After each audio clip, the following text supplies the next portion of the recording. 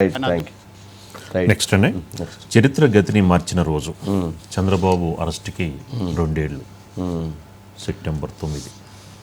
ఈరోజు చంద్రబాబు నాయుడు గారిని అరెస్ట్ చేసి 2 సంవత్సరాలు అవుతుంది. అర్ధరాత్రి ఆయన వాహనంలో ఉంటే తలుపులు బగలగొట్టి ఆయన అక్కడి నుంచి తీసుకొచ్చి అక్కడ అరెస్ట్ చేసి ఆ రోడ్డు మార్గం ద్వారా ఆయన విజయవాడ వరకు తీసుకొచ్చి ఆయన కట్టిన సిఐడి బిల్డింగ్లోనే ఆయన అక్కడ పెట్టి ఆయన కట్టిన కోర్టులోనే ఆయన అక్కడ విచారణ జరిపి అక్కడ నుంచి రిమాండ్ చేసి ఆయన కట్టిన జైల్లో ఆయన కట్టిన బ్యారక్ ఏదైతే ఉందో దాంట్లోనే ఆయన పెట్టారు. ఇది 2 సంవత్సరాలు 54 రోజుల పాటు ఆయన్ని చంద్రబాబు నాయుడు గారిని జైల్లో నిర్బంధించారు. ఆ సందర్భంగా అది ఇప్పటికీ ఒక జరిగినటువంటి సంఘటన, ఆ సంఘటనకి ప్రతిఫలంగా అంటే ఆ సంఘటనకి నిరసన తెలియజేసినటువంటి పరిస్థితి దాదాపు 50 నుంచి 60 దేశాలలో నిరసన తెలియజేశారు. ప్రతి గ్రామం, ప్రతి మండలం, ప్రతి డిస్ట్రిక్ట్లో కూడా దాదాపు ఈ 54 రోజుల పాటు నిరసన కార్యక్రమాలను కొనసాగించారు. ఏ రాజకీయ నాయకుడికి రానటువంటి స్పందన ఆయన అరెస్ట్ చేస్తే ప్రజల వైపు నుంచి ఆయనకి అంత మద్దతు చంద్రబాబు నాయుడు గారికి లభించింది. ఆ ఒక్క చర్య, చంద్రబాబు నాయుడు గారిని అరెస్ట్ చేసినటువంటి చర్య, ఇటు పవన్ కళ్యాణ్ గారు స్వయంగా రంగంలోకి దిగి మద్దతు ప్రకటించి కూటమితో కలిసి వెళుతున్నామని చెప్పి ముందుకు వెళ్ళటం, ఆ సందర్భంగా ఆయన్ని అడ్డుకునేటువంటి ప్రయత్నం, తీవ్ర ఘర్షణ ప్రయత్నం, అక్కడ నుంచి జరిగినటువంటి దాంట్లో ఆంధ్రప్రదేశ్లో రాజకీయాలు పూర్తిగా మారటం, 11 స్థానాలకి వైసీపీ అరెస్ట్ చేసినటువంటి ప్రతిఫలంగా వాళ్ళు 11 స్థానాలకు పరిమితం కావటం, 151 నుంచి 23 స్థానాల నుంచి 164 స్థానాలకి కూటమి ప్రభుత్వం రావటం చోటు చేసుకుంది. అదేవిధంగా అరెస్ట్ చేస్తే అక్కడ ధర్నాలు చేసుకోండి, ఇక్కడ కాదు అన్నందుకు ఇక్కడ బీఆర్ఎస్ పార్టీ కూడా ఓటమి చెందినటువంటి పరిస్థితి ఏర్పడింది.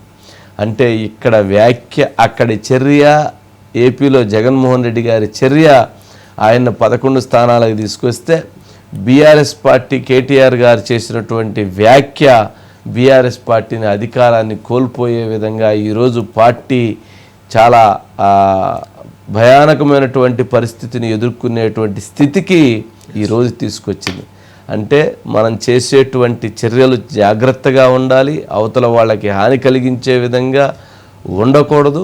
అదేవిధంగా మనం మాట్లాడేటువంటి వ్యాఖ్య, నోరు చాలా పద్ధతిగా ఉండాలి. ఇక్కడ నోటిలో నుంచి వచ్చినటువంటి ఒక పదం బీఆర్ఎస్ అధికారాన్ని కోల్పోయింది. అక్కడ చేసినటువంటి చంద్రబాబు నాయుడు గారు అరెస్ట్ చేసినటువంటి చర్య వైఎస్ఆర్సీపీ పార్టీ నామరూపాలు లేకుండా చేసిన పరిస్థితి ఏర్పడింది. ఈ సందర్భంగానే లోకేష్ గారు అప్పుడు యువగళం పాదయాత్ర సందర్భంగా ఆయన చేసిన పోరాటం, అదేవిధంగా పవన్ కళ్యాణ్ గారు అప్పటి వరకు పొత్తు ఉంటుందా లేదా అనేటువంటి దానికి ఆయన స్వయంగా క్లారిటీ ఇచ్చి పొత్తుకు రంగంలోకి దిగటం, ఇవి చోటు చేసుకున్నాయి.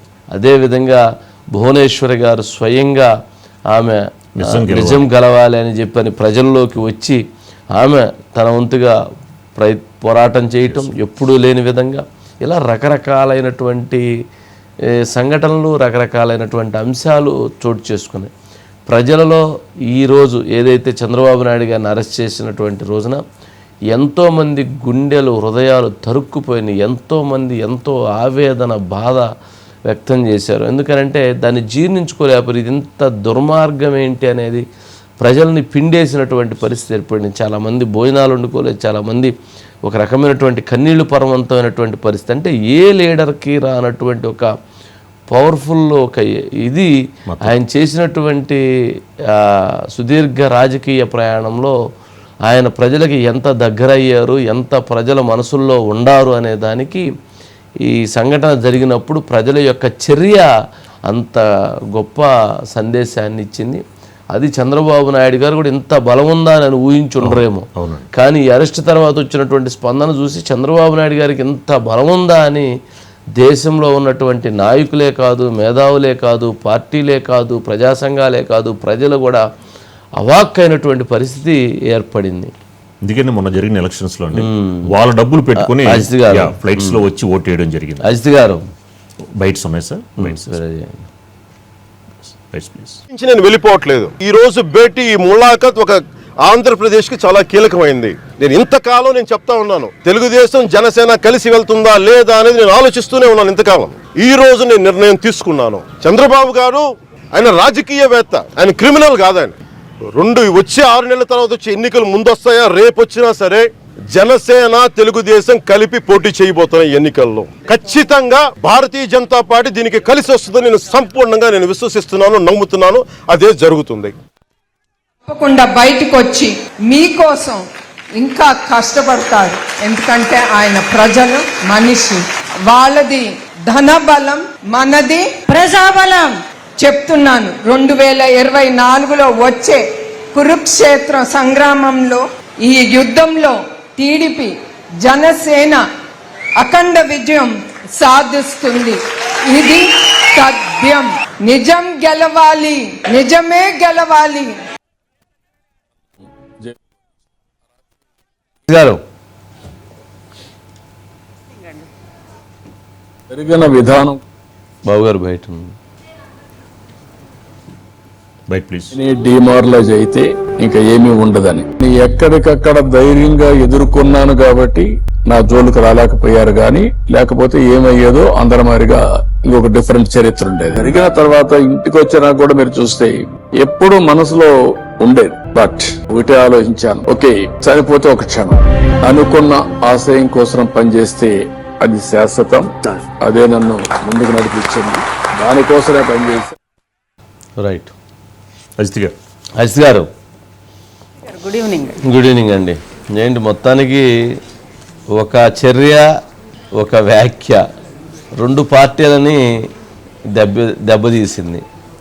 అలాగే ఒక నాయకుడి యొక్క చరిత్ర, ఆయన గొప్పతనం, ఆయన కీర్తి జనరల్గా చనిపోయిన తర్వాత ఎవరికైనా ఇంత ఉందా ప్రజాస్పందన అనుకుంటారు. కానీ ఈయన చేసినటువంటి చంద్రబాబు నాయుడు గారి మీద చేసిన చర్యతోటి ప్రజల్లో పెళ్ళుబిగినటువంటి ఆవేదన, ఆక్రందన, ఆవేశం, ఆయన పట్ల ఉన్న ప్రేమ, ఆదరణ, అవన్నీ కూడా అది ఏ లీడర్కి రానటువంటి ఇది చూపించే విధంగా కనిపించింది. అంటే రాజకీయాల్లో ఎలాంటి పరిస్థితులు ఉంటాయి అనే దానికి ఇది ఒక నిదర్శనమేమో. ఏమంటారు అజిత్ గారు? మొత్తానికి అంటే ఈ రాజకీయాల్లో ఇది ఒక పెద్ద మిరాకిల్, ఇది ఒక టర్నింగ్ పాయింట్ అనుకుంటా. ఏమంటారు? ఖచ్చితంగా వంశీ గారు. ఎందుకంటే చంద్రబాబు నాయుడు గొప్పతనం లేదా చంద్రబాబు నాయుడు లీడర్షిప్ ఈ నిజంగా ఎలాంటిది అని అనేది చంద్రబాబు నాయుడు గారి అరెస్ట్ తోటే అందరికి కూడా ప్రపంచానికి తెలిసింది వంశీ గారు. ఎందుకంటే మనందరికి కూడా తెలుసు దాదాపు ఎన్ని ఖండాల్లో నిరసనలు జరిగినాయో. ఇటు ఆసియా కానీ, యూరోప్ కానీ, లేదంటే ఆస్ట్రేలియా, ఆఫ్రికా, నార్త్ అమెరికా, ఇలా దాదాపు అన్ని ఖండాలలో కూడా నిరసనలు జరిగినాయి వంశీ గారు. ఇలాంటి నిరసనలు నిజంగా ఏ లీడర్కి కూడా జరిగిండవు. ఆయనేమి దేశానికి ప్రధానిగా చేయలేదు, ఒక దేశానికి అధ్యక్షుడిగా చేయలేదు, ఒక రాష్ట్రానికి, ఉమ్మడి రాష్ట్రానికి ముఖ్యమంత్రిగా చేశాడు. అదేవిధంగా ఆ తర్వాత ఒక విభజిత ఆంధ్రప్రదేశ్కు ముఖ్యమంత్రిగా చేశారు. దాంతో పాటు అరెస్ట్ అయిన సమయంలో కేవలం ప్రతిపక్ష నాయకుడు మాత్రమే వంశీ గారు. ఆ సందర్భంగా ఆ రోజు మొత్తం కూడా ఆ రోజు అంటే అంత ప్రభుత్వం మీద వ్యతిరేకత, వైఎస్ఆర్సీపీ ఓడిపోతుంది అని ఎవ్వరు కూడా ఊహించలా వంశీ గారు. ఇంకా ఎలక్షన్కి సమయం ఉంది. అంత వ్యతిరేకత కూడా, నెగిటివ్ కూడా ప్రభుత్వం మీద లేదు. అప్పుడే తమ కార్యకర్తల్ని సమీకరించుకోవడం కోసం, ఎలక్షన్స్కి సమాయత్తం చేయడం కోసం ఆ సన్నద్ధ సమావేశాల్లో భాగంగానే బాబు ష్యూరిటీ భవిష్యత్తు గ్యారంటీ సభల కోసం నంద్యాల వెళ్ళారు వంశీ గారు, చంద్రబాబు నాయుడు గారు. మనందరం కూడా చూసాం. మీరైతే స్వయంగా అక్కడి నుంచి ఫాలో అవుతా రిపోర్ట్ కూడా చేశారు. ఆ ఎర్లీ మార్నింగ్ కరెక్ట్గా 3 గంటల సమయంలో పాపం ఆయన వయసు, ఆయన రెస్ట్ తీసుకుంటున్న సమయంలో డిఐజీ వచ్చి మిమ్మల్ని అరెస్ట్ చేస్తున్నామని చెప్పి ఎలాంటి ప్రయర్ నోటీసులు ఇవ్వకుండా, కనీసం ఒక స్పీకర్కి ఇన్ఫామ్ చేయకుండా, ఎలాంటి రూల్స్ పాటించకుండా ఉన్న సమయంలో ఎఫ్ఐఆర్ ఏది అంటే ఆ ఎఫ్ఐఆర్లో చంద్రబాబు నాయుడు గారి పేరు లేదు వంశీ గారు. అసలు స్కిల్ డెవలప్మెంట్లో ఏమి స్కామ్ జరిగిందో కూడా అక్కడ పూర్తిగా మెన్షన్ చేయలేదు. ఏమీ లేకుండా మనిషిని, అంటే ఒక ప్రోగ్రాంలో ఉన్న వ్యక్తిని, ఒక లీడర్ని నేరుగా తీసుకెళ్ళి ఎటు తిప్పారు, ఎంత దూరము, ఎన్ని వైపులుగా తిప్పి తీసుకెళ్లారు అనేది అందరూ కూడా చూశారు. ఆ సందర్భంగా విజయవాడ కోర్టులో విచారణ జరుగుతున్నప్పుడు ఆ ఫోటో వంశీ గారు ఈరోజు మార్నింగ్ నుంచి కూడా ట్విట్టర్లలో అదే తిరుగుతోంది. ఒకవైపు అంటే అటు విండోలోంచి ఆకాశంలో చూస్తూ చంద్రబాబు నాయుడు గారు ఆ ఫోటో అనేది నిజంగా ఈరోజు అంటే ఆంధ్రప్రదేశ్ చరిత్రను మార్చింది అని చెప్పుకోవాలి. దాంతోపాటు ఈ అరెస్ట్ సందర్భంగా చంద్రబాబు నాయుడు గారిని కలవడానికి అప్పటికి పొత్తు లేదు. అంతకు ముందే పొత్తుకు సంబంధించి 2-3 ప్రతిపాదనలు బీజేపీ తోటి జనసేన పొత్తులో ఉంది వంశీ గారు, భాగస్వామ్యంగా ఉంది. భాగస్వామ్యంగా ఉన్న సందర్భంగా కూడా భవిష్యత్తు రాజకీయాలు ఎలా ఉండాలి అనేది 2-3 ప్రతిపాదనలు పవన్ కళ్యాణ్ కేంద్రానికి ఇచ్చారు. కానీ దానికి సంబంధించి అప్పటికి ఇంకా ఎలాంటి చర్చ కూడా లేదు. అప్పుడే పవన్ కళ్యాణ్ గారు నేరుగా, ఎందుకంటే అంతకుముందు వైజాగ్ ఇష్యూ జరిగినప్పుడు చంద్రబాబు నాయుడు గారు కలిశారు. సరే, ఇది జరిగిన వెంటనే చాలా స్పాంటేనియస్గా ఆయన రాజమండ్రి వెళ్ళడానికి లేదా విజయవాడ వచ్చిన సందర్భంగా ఆయన ఎయిర్పోర్ట్ నుంచి వెళ్ళడానికి ప్రయత్నిస్తుంటే కనీసం ఎయిర్పోర్ట్ లోంచి కూడా అడ్డుకున్నారు వంశీ గారు. ఇక రోడ్డు మార్గంలో రావడానికి ప్రయత్నిస్తే విజయవాడకి అక్కడ అడ్డుకోవడంతో ఆయన నడి రోడ్డు మీద పడుకొని నిరసన తెలిపిన దృశ్యాలు వంశీ గారు. ఎందుకంటే అప్పటిదాకా నిద్రాణంగా ఉన్న చంద్రబాబు నాయుడు గారు అభిమానులు కానీ ఆయన వల్ల మేలు జరిగిన వాళ్ళు కానీ వాళ్ళందరం కూడా పవన్ కళ్యాణ్ అప్పటికి కాదండి. అంటే జనరల్ గా ఆ రోజు అరెస్ట్ చేయటం కూడా ఆయన పారిపోబోతున్నాడు అని అరెస్ట్ చేశారు. ఆయన అనంతపురం నుంచి ఎక్కడికైనా పారిపోతాడేమో అని అరెస్ట్ చేశారట. చంద్రబాబు నాయుడు గారు ఎక్కడికి పారిపోతాడు? ప్రపంచంలో ఎక్కడి నుంచి ఆయన ఎక్కడికి పోయినా ఆయన గుర్తుపెట్టే జనం ఆయన ఫాలోవర్స్ ఉంటారు కదా. సరే, అజిత్ గారు